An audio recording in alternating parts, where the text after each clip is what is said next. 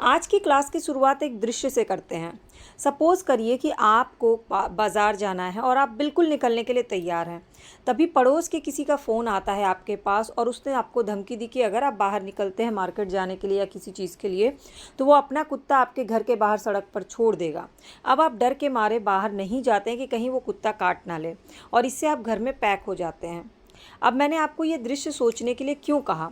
Hello students, welcome back to my audio class. आज का topic है आईपीसी, भारतीय दंड संहिता, लॉ ऑफ क्राइम का धारा 339, जिसमें क्वेश्चन पूछे जाते हैं। सदोष अवरोध को परिभाषित करें, सदोष परिरोध को परिभाषित करें और दोनों में अंतर बताएं और दोनों के मेन एलिमेंट्स क्या हैं वो बताना है, यानी define wrongful restaurant and wrongful confinement, और दोनों में डिफरेंस बताना है। तो जब हम सेकंड सेमेस्टर लॉ का पढ़ते हैं, भारतीय दंड संहिता आईपीसी, तो उसमें हमारा जो टॉपिक्स है, हमारा जो सिलेबस है, वो मानव शरीर पर प्रभाव डालने वाले अपराधों के विषय में है। और उसी का एक टॉपिक का सब टॉपिक है सदोष अवरोध और सदोष परिरोध। सुनने में बहुत ज़्यादा शुद्ध हिंदी लगता है, तो इसको समझने के लिए हमें क्या करना है, दृश्यों को सोच करके समझना है, तो हमें समझना बहुत आसान होगा। इसीलिए मैंने आपको पहले एक दृश्य इमेजिन करवाया। अब सबसे पहले आंसर लिखने के लिए आपको डिफाइन करना पड़ेगा कि सदोष अवरोध क्या है, उसको कैसे परिभाषित करेंगे। तो जब भी हम आईपीसी या लॉ का कोई भी सब्जेक्ट लिखते हैं ना, तो हमें उसमें धारा को लिखते हुए अगर हम डिफाइन करते हैं, बहुत अच्छे नंबर मिलते हैं। तो आपको बताना है कि सदोष अवरोध अपराध जो है वो आईपीसी के धारा 339 में 339 में इसको परिभाषित किया गया है। अब परिभाषा की जो लैंग्वेज है वो तो आपको सेम टू सेम लिखनी पड़ेगी। यदि कोई व्यक्ति किसी अन्य व्यक्ति को किसी दिशा में जाने से स्वेच्छा से रोकता है या किसी तरह का बाधा उत्पन्न करता है, या जिस दिशा में वो व्यक्ति जाने का विधिक अधिकार रखता है उसमें वो बाधा उत्पन्न कर दे, तो वो सदोष अवरोध का अपराधी होगा।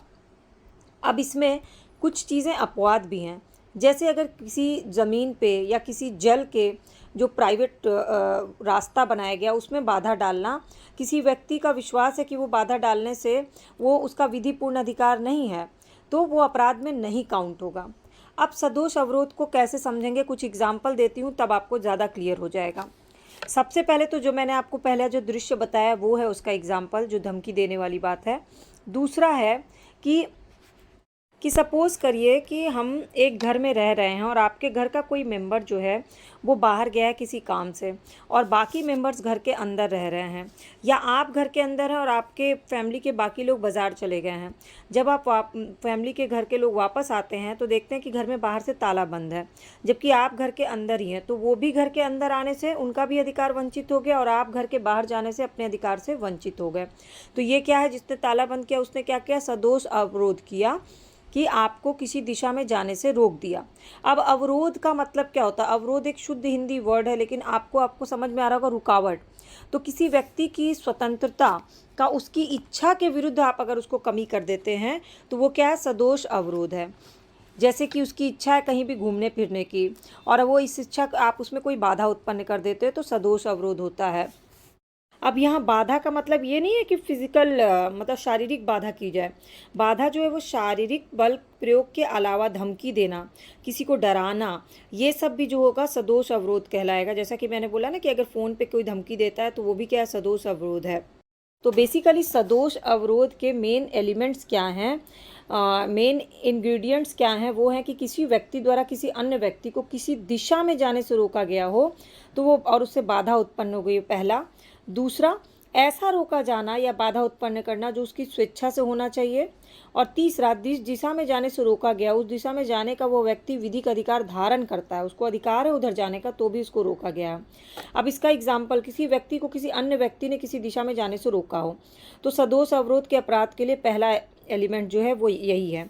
जैसे कि यहाँ पे आपको याद रहे कि कितने समय के लिए बाधा उत्पन्न की गई है, ये ज़्यादा इंपॉर्टेंट है। 5 मिनट के लिए, 10 मिनट के लिए, 1 दिन के लिए, 2 दिन के लिए, 3 दिन के लिए, ये इंपॉर्टेंट है। जैसे इसमें आप केस लिख सकते हैं, सुब्रमण्या बनाम ज्ञानाधिक्यम 1963, मद्रास लॉ के बाद में न्यायालय ने कहा कि यदि कोई सार्वजनिक मार्ग से उससे आने जाने से किसी व्यक्ति को या किसी अन्य व्यक्ति को द्वारा बाधा उत्पन्न करके रोका जाता है तो उसे यह सदोष अवरोध का अपराध होगा। अब दूसरा जो तत्व है, ऐसी बाधा का स्वेच्छा से होना। अब सदोष अवरोध के अपराध के लिए ज़रूरी है कि जिस व्यक्ति द्वारा बाधा उत्पन्न की गई है उसने अपनी स्वेच्छा से की है, और इसका मतलब ये कि बाधा उत्पन्न करने वाला व्यक्ति ने मात्र अपनी इच्छा से ही बाधा उत्पन्न की है, ना ही किसी विधिक प्राधिकार द्वारा या संविदा द्वारा। सिर्फ उसका इच्छा था इसलिए उसने बाधा उत्पन्न कर दी, इसमें कोई कॉन्ट्रैक्ट नहीं हुआ था। इसमें केस लिख सकते हैं एनरी एम अब्राहम मद्रास राज्यवाद में कि एक बस ड्राइवर था, उसने अपनी बस जानबूझ के सड़क के आर पार ऐसे खड़े कर दी कि बाकी आने जाने वाली बस जो है वो ना आ जा सके, और बस ड्राइवर को सदोष अवरोध के अपराध के लिए दोषी ठहराया गया। तीसरा एलिमेंट है जिस दिशा में जाने से रोका हो उस दिशा में जाने का उसको विधिक अधिकार हो। सदोष अवरोध में जैसे जिस दिशा में आपको जाने का विधिक अधिकार है वहाँ पर आपको कोई नहीं रोक सकता, अगर उस मार्ग में बाधा पहुँचाई जाएगी तो ये सदोष अवरोध का अपराध गठित होगा। अब इसमें कुछ और चीज़ हैं जो अब क्वेश्चन पूछे जाते हैं कि क्या इसमें किसी व्यक्ति की स्वतंत्रता अवरोधित हुई, सिर्फ इतना ही मैटर होता है? बिल्कुल, इस धारा को लागू होने के लिए सबसे इम्पॉर्टेंट चीज़ है कि किसी व्यक्ति की स्वतंत्रता अवरोधित होनी चाहिए, तो ही इसको सदोष अवरोध माना जाएगा। अब इसमें क्या व्यक्ति में क्या कोई जो छोटा बच्चा है जो चल फिर नहीं सकता अपने पैरों के सहारे, वो अवरोध का विषय है? तो इसमें महेंद्र नाथ चक्रवर्ती बनाम इम्परर के वाद में उठाया गया और न्यायालय ने कहा कि इस धारा का विस्तार केवल उन मामलों तक सीमित नहीं है जिसमें संबंधित व्यक्ति अपने पैरों के सहारे चल सकता है या शक्ति के अंतर्गत भौतिक साधन के सहारे भी चल सकता है। मात्र भौतिक साधन के सहारे चलने वाले व्यक्ति को भी इस धारा के अंतर्गत अवरोधित किया जा सकता है। अब यहाँ पे दूसरा मुद्दा हुआ कि मान लीजिए कोई अपनी गाड़ी में बैठा हुआ है और गाड़ी को रोक दिया गया, तो इम्परर बनाम रामलाला के वाद में बम्बई उच्च न्यायालय ने कहा कि यदि गाड़ी में बैठा व्यक्ति उतर सकता है तो वाहन के पास जो बाधा उत्पन्न की गई वो सदोष अवरोध नहीं है, क्योंकि वो खुद से पैदल जाकर के भी जा सकता था ना, ये बात है, तो फिर ये सदोष अवरोध नहीं है। दूसरी तरफ गोपाल रेड्डी बनाम एन लक्ष्मी रेड्डी के वाद में ये निर्णय लिया गया कि स्वेच्छा से किसी बैलगाड़ी के सामने बाधा उत्पन्न करना जिनमें लोग बैठे हैं और यात्रा कर रहे हैं, उन व्यक्तियों का सदोष अवरोध है जो बैलगाड़ी में बैठे हैं। न्यायालय ने कहा कि ये कथन कि यात्री बैलगाड़ी छोड़ के जा सकते हैं लेकिन उन्हें किसी भी प्रकार की हानि नहीं की जाएगी, ये औचित्यहीन है। इस निर्णय को इनरे एम अब्राहम के वाद में भी स्वीकार किया गया। तो ये दो केसेस जो है महेंद्र नाथ चक्रवर्ती बनाम इम्परर केस जो गाड़ी से रिलेटेड है और गोपाल रेड्डी बनाम एन लक्ष्मी रेड्डी जो बैलगाड़ी से रिलेटेड है, इन दोनों मुद्दों को आपको लिखना है।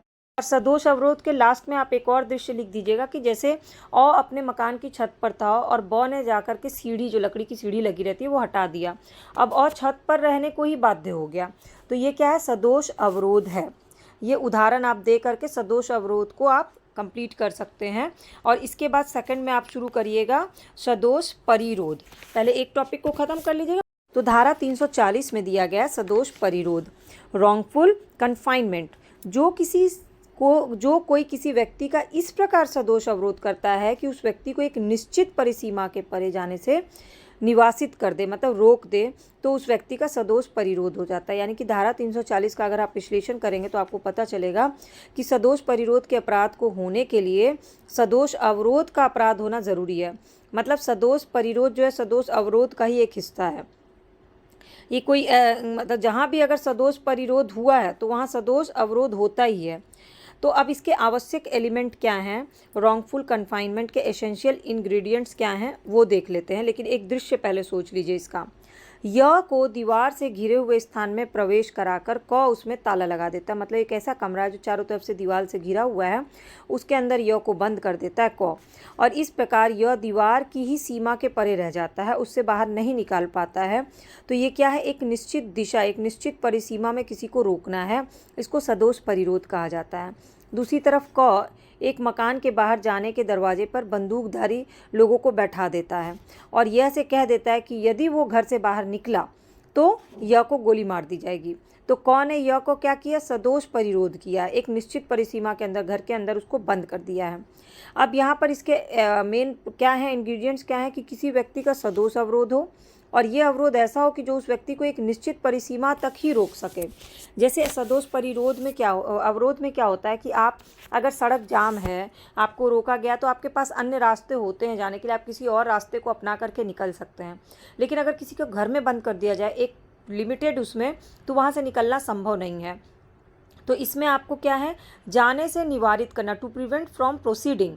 सदोष परिरोध सदोष अवरोध का एक छोटा सा हिस्सा है, एक प्रकार है जिसमें किसी व्यक्ति को एक निश्चित परिसीमा के भीतर रोक दिया जाता है। यदि किसी व्यक्ति को व्यक्तिगत स्वतंत्रता पे अवरोध लगा दिया जाता है तो किसी भी दिशा में कुछ पल के लिए भी जाने अगर उसको रोक दिया जाता है तो ये सदोष परिरोध होता है। तो सदोष परिरोध के लिए इम्पॉर्टेंट चीज़ है कि भौतिक बाधा का प्रमाण होना ज़रूरी नहीं है। इसके लिए ये सिद्ध होना ज़रूरी है कि जो व्यक्ति जिस पे बाधा डाली गई है वो उसके मानसिक स्थिति पर प्रभाव डाला, जिससे वो ऐसा करने के लिए रुक गया, वो डर गया कि वो स्वतंत्र नहीं है, वो अपने स्थान को छोड़ नहीं सकता है, वो ऐसा कोशिश भी नहीं कर सकता है क्योंकि उसका रास्ता जो है, उसका जगह जो है वो बाधित कर दिया गया है। दूसरा, निश्चित परिसीमा होनी चाहिए। तो इसका मतलब क्या है कि इच्छा शक्ति या किसी बाह्य शक्ति द्वारा एक निश्चित परिसीमा में किसी को बंद कर दिया गया है। इसमें दृश्य क्या है? एक जेल डॉक्टर किसी अपराधी को जो जेल में अपने कारावास की अवधि बिता रहा है, जेल के एक कमरे में बंद कर दिया गया ताकि अपराधी की इच्छा के विरुद्ध उसे एनिमा लगा सके। दूसरा केस है कि एक कस्बे में रह रहा है और वहाँ पे सारी मेडिकल फैसिलिटीज़ है, पर ने अपने भाई सौ को भारी सीकर से बांध के रखा है क्योंकि उसको लगता है कि उसके भाई को मिर्गी के दौरे पड़ते हैं। और जब डॉक्टर वहाँ आते हैं और जिला जज के सामने उसका चेकअप करते हैं तो पता चलता है कि नहीं, उसको तो ऐसी कोई बीमारी है नहीं। यानी कि उसके साथ क्या किया गया था? उसको सदोष परिरोध कर दिया गया था। सेम इसी तरह पुलिस भी ऐसी चीज़ करती है कि किसी अपराध का अपराधी था जिसके लिए उसे बिना वारंट के गिरफ्तार नहीं किया जा सकता था, पर पुलिस अधीक्षक ने उसे निर्देश देते हुए पत्र लिखा कि वो अपने आप को एक मजिस्ट्रेट के सामने उपस्थित करे। पुलिस अधीक्षक ने 2 सिपाही को भेजा कि उनके साथ है और उसे किसी से भी बातचीत ना करने दे। यानी कि पुलिस अधीक्षक ने क्या किया? सदोष अवरोध का दोषी था पुलिस अधीक्षक। अब सदोष दो वो बना लीजिए आप, एक तरफ सदोष अवरोध, एक तरफ सदोष परिरोध। सदोष अवरोध में दिशा होती है और सदोष परिरोध में सीमा होती है। सदोष अवरोध का क्षेत्र बहुत संकुचित होता है जबकि सदोष परिरोध का क्षेत्र बहुत व्यापक होता है। सदोष अवरोध एक निश्चित दिशा में होती है और सदोष परिरोध एक निश्चित सीमा में होती है। सदोष अवरोध जो है वो एक साधारण अपराध है जबकि परिरोध जो है वो गंभीर अपराध है। सदोष अवरोध जो है व्यक्तिगत स्वतंत्रता का आंशिक अवरोध है जबकि सदोष परिरोध जो है वो स्वतंत्रता का पूर्णतः तरह से प्रतिबंधित कर देता है। सदोष परिरोध में अवरोध निहित है जबकि सदोष परिरोध में अवरोध निहित नहीं है। ये 6 डिफरेंस हैं। अब आपको इसको पूरा डिटेल में लिखना है। मैंने सिर्फ कीवर्ड्स आपको बताए हैं, आपको इसको डिटेल कैसे लिखना है अगर आपको नहीं समझ में आएगा ना तो कमेंट करके बताइएगा। अब इसके लिए दंड जो है वो 342 में दिया गया, धारा 341 में दिया गया है कारावास 1 माह और 500 रुपया जुर्माना। 342 में इसके लिए दंड है। 343 में 3 या अधिक दिन के लिए कोई करता है उसका दंड है। 344 में 10 या अधिक दिन के लिए किसी का सदोष परिरोध करता है उसका दंड है। 345 में सदोष परिरोध जिसके छोड़ने के लिए रिट निकल चुका हो उसका दंड है। 346 में किसी को गुप्त स्थान में ले गया गया और सदोष परिरोध किया गया उसका दंड है।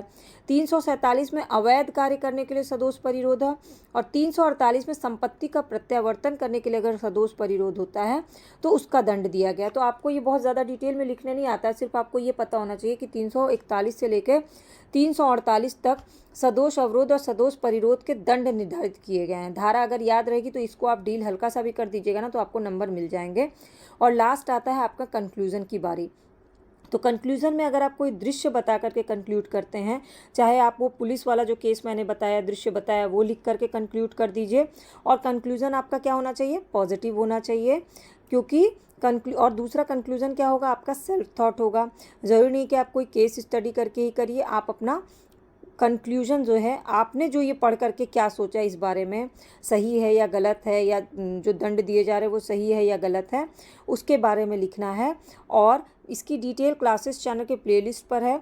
आईपीसी का पूरा क्लास, भारतीय दंड संहिता का चैनल के प्लेलिस्ट पे, और 2nd सेमेस्टर एलएलबी का सारे क्लासेस हिंदी में आपको मिल जाएंगी मेरे चैनल के प्लेलिस्ट पे। मेरी कोशिश है कि 2 से 3 किताबें और बैक ईयर क्वेश्चन का एनालिसिस करके 15 मिनट में एक प्रॉपर आंसर राइटिंग आपको बता सकूँ, ना कि आपका आंसर जो बिखरा हुआ हो। बहुत ज़्यादा कलेक्शन हो जाने से क्या होता है, हमारा आंसर बिखर जाता है और हमें समझ नहीं आता कि हमने तो इतना लिखा था, फिर हमारे नंबर क्यों नहीं आए। तो हमें क्या करना है, कलेक्शन नहीं करना, उस कलेक्शन में से सिलेक्शन कर करके लिखना है आंसर को, टू द पॉइंट आंसर लिखना है। केस नहीं भी याद आए हैं तो दृश्यों को सोच करके लिखना है। आप दृश्य अपने मन से भी इमेजिन करके बना सकते हैं अगर आपका टॉपिक पे कमांड अच्छा और कंसेप्ट अच्छे से क्लियर हुआ है। कुछ फैक्ट्स आपको याद करना बहुत ज़रूरी है क्योंकि फैक्ट के बिना लॉ का कोई भी आंसर कंप्लीट नहीं होता है। अब इसके अलावा कोई डाउट, क्वेरी, क्वेश्चन रह गया होगा तो कमेंट करके पूछिएगा। सब्सक्राइब या फॉलो बटन को क्लिक करना बिल्कुल भी मत भूलिएगा, क्योंकि फ़ायदा इसमें आपका ये है कि आपको सारी क्लासेस की अपडेट फ्री ऑफ कॉस्ट मिल जाएगी। क्लासेस थोड़ी फास्ट में अगर चल रही हैं तो आप मुझे कमेंट करके बताइएगा, मैं थोड़ा स्लो मोशन में आपको समझाऊंगी ताकि जिन लोगों को समझने में दिक्कत हो रही है उन्हें भी समझ में आ जाए।